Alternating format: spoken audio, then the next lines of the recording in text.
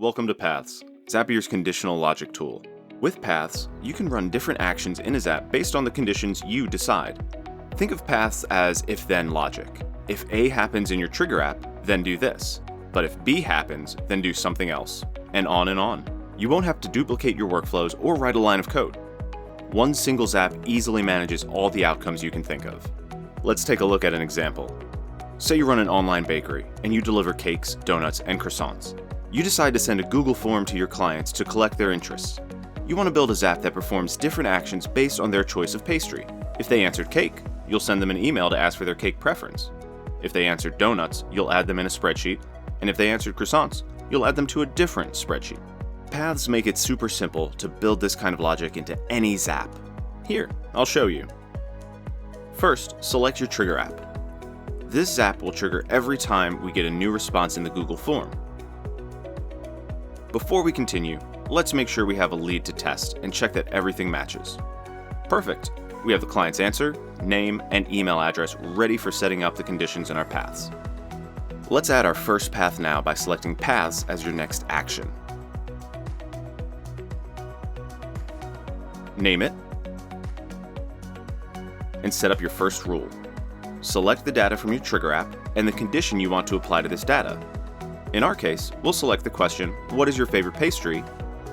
and text exactly matches cake. When your rule is all set, click on Test and Continue. You'll get the information that the Zap would run or not based on the sample data from the trigger app. And look, it worked! The Zap will continue because our sample data is from a user who picked cake in our form. So we can move on to the next step. Select the action we want to perform for this path by clicking on Continue. Select the action app you want to use for this path. In our case, we'll choose Gmail, and set up the template. Click on Finish to move on to your next path. To create another path, click on B in the sidebar and follow the same process as before. If you want to add a third path, click on the plus button next to your first two paths.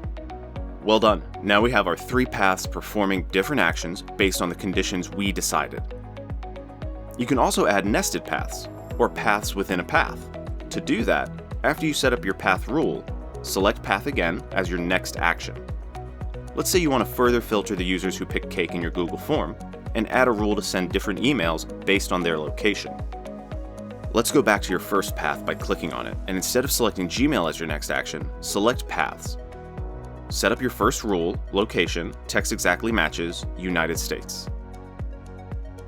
Now you can pick Gmail as your next action and set up the template you'll send to users who replied cake to the form and are located in the United States. Follow those steps the same way for your second nested path with a different rule. Location doesn't exactly match United States. We're all set up. We're now sending two different emails to users who replied cake to our form based on their location. Adding them in a spreadsheet if they replied donut, and adding them in another spreadsheet if they replied croissant, all in one Zap.